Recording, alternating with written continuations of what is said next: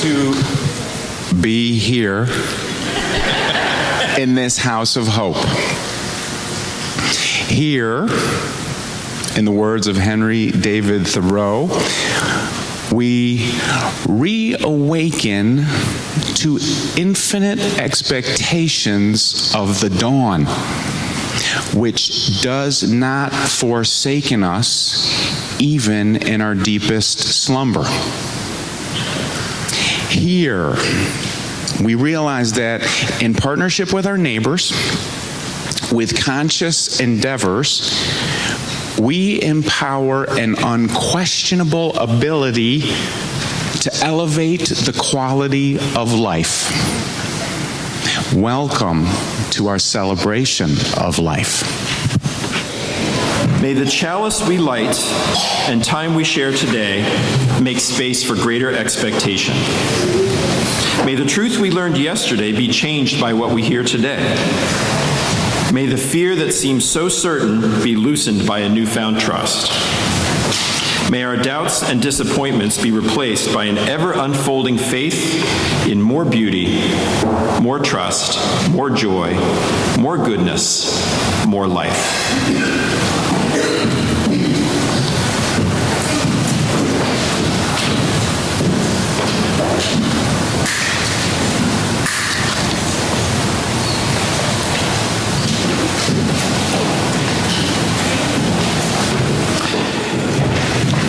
After the death of Moses, the servant of the Lord spoke to Joshua, Moses' assistant, saying, "My servant Moses is dead.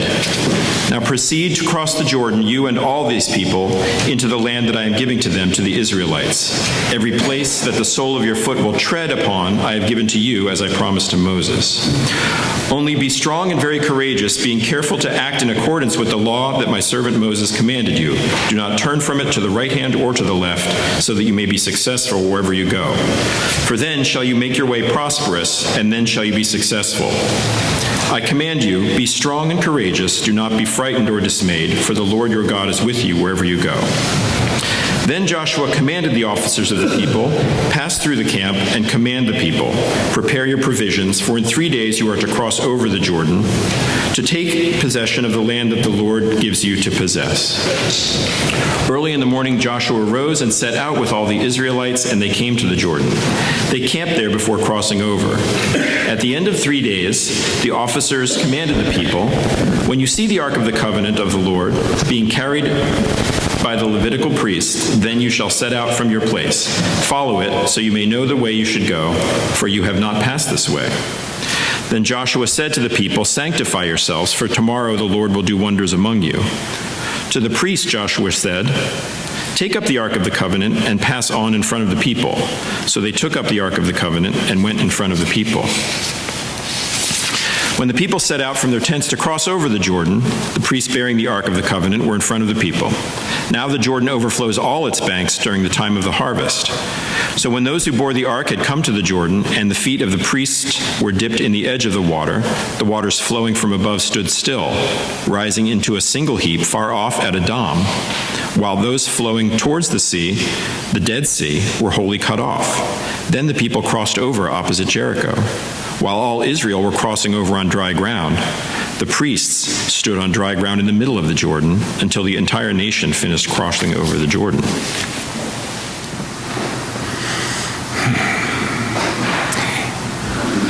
Asa knocks the dirt off and packs up the sukkah again.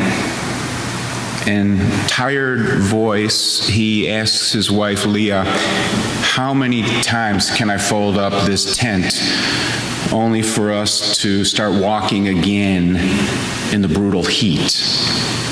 Are we ever going to get out of this wandering desert life?"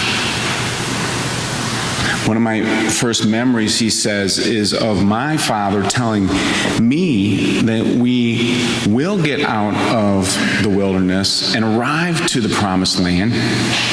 And now, I don't know if we should be saying the same thing to our children, as we could be setting them up for even more heartbreak. Looking with worry at their slender daughter Naomi, Asa wonders if the girl's shaking and trembling might lessen if they can ever get her a more regular diet, including milk. Leah and the children eat the last of the morning manna allotment. Their son Boaz says, "Mother, I can't eat this hardened manna bread anymore. My stomach churns.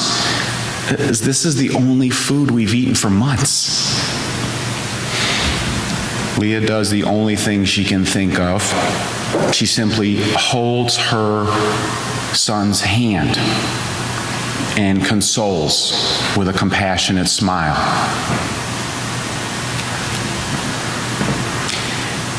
After 40 years of wandering in the desert, the Israelites' trusted leader, Moses, just recently died.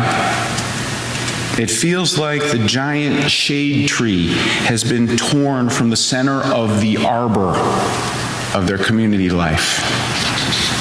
And even though the current encampment is quite physically close to the promised land, in some ways, it feels farther away than ever.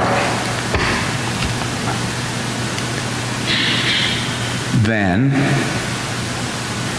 God talks directly to Joshua, informing Joshua that he is in charge now and must lead the people to the promised land.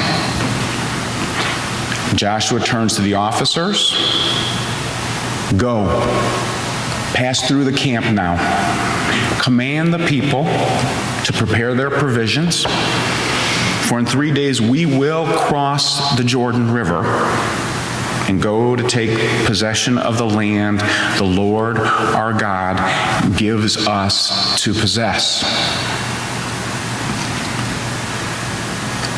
Asa and Leah speak to their children Boaz and Naomi, telling them, "We need to do as the officers have instructed. Let's start washing and preparing our things for travel."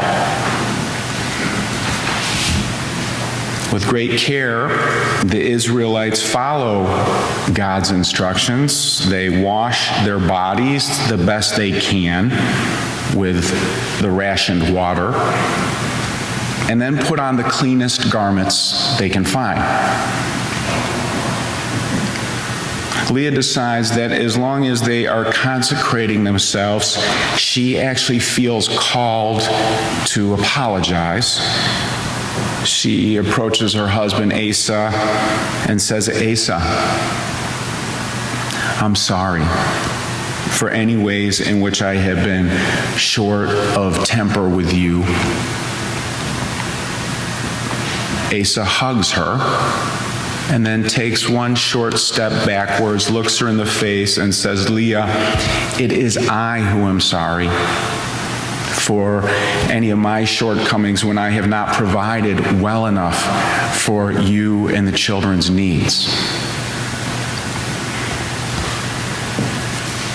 In caravan, the Israelites travel to a location along the Jordan where they make camp with the intent of being there for 3 days. After the first day of camp near the river, the adults finally get the children to sleep, and a bit later, Leah sees her friend Hannah at the area campfire. Leah says, "I really hope this crossing the river works. We don't have any boats. And I happen to know that normally the Jordan River is quite manageable, but this crossing comes at a nerve-wracking time because with the snow melt coming down from Mount Hermon, the river is treacherous now and overflowing its banks." She goes on to say, "Of course, I know we can't stay in this desert life forever. No way. I don't know how many times we can make it through these storms with the sand coming into our eyes and our throats and our ears. I have sand on top of the sores on my skin. and our family and community all need a place to call our own and to start our lives again. Hannah says, I hear you. Knowing that God parted the waters of the Red Sea for our people, I have always believed that none of us will see a miracle like that again. So in the pit of my stomach, I fear that this water crossing, we won't be so fortunate. Hannah knows that at the base of her fear, in her stomach, it's connected to the pain, the burning pain she has from her sister dying of respiratory illness in the desert. She doesn't know if she can make it through any more deep sorrow. If people drown in this river, she herself might drown in sadness. Somehow, the honest and vulnerable discussions of fear right here evoke an expectation of good things in Leah. She turns to Hannah and says, look, we've all been doing our best in following the 10 commandments that were passed down to us from God through Moses. We've been trying hard. Hannah, I have witnessed and admired your efforts. I know you've been treating each other with respect and kindness. So I just feel that we have a deep bond in our community and with God, and I feel that we can stick together and make it through come what may.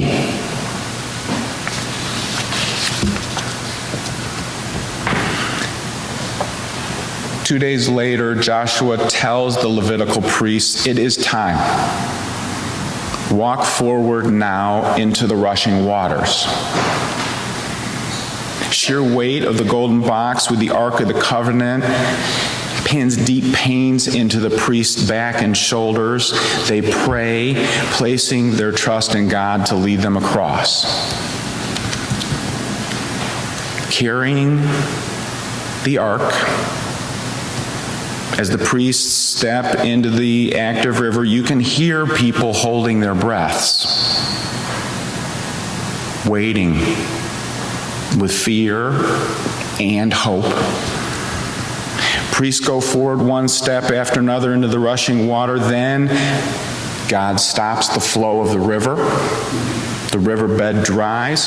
After escaping the brutalities of slavery and spending 40 years wandering as undocumented immigrants, all the Israelites at this time cross over into the Promised Land. Seeing that everyone's been ushered across, Joshua asks one leader each from the 12 tribes. Before God allows the river waters to flow again, each of you go back to the riverbed and gather up one large stone. Bring the stones and place them on the shore. Looking at these stones, future generations can recall what God did for those who followed God's commandments. The stones will teach future generations that at times of suffering and despair, people can hope for and even expect a new liberation to be born.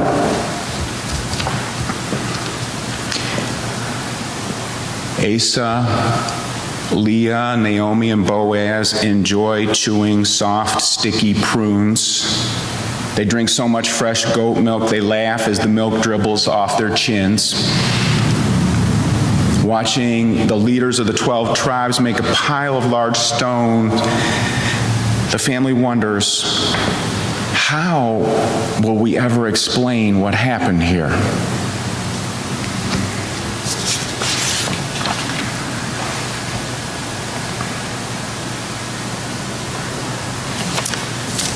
Can you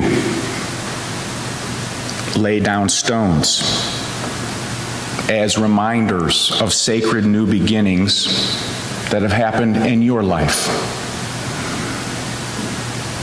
Can you believe that by living by moral standards, including Unitarian Universalist principles and purposes, we can create a better life for ourselves and each other.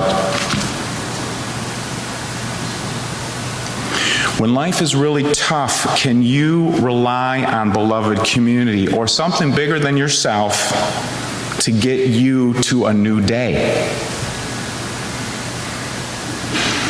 Can you find a way to expect that today will bring a brand new day with many glimpses of the promised land?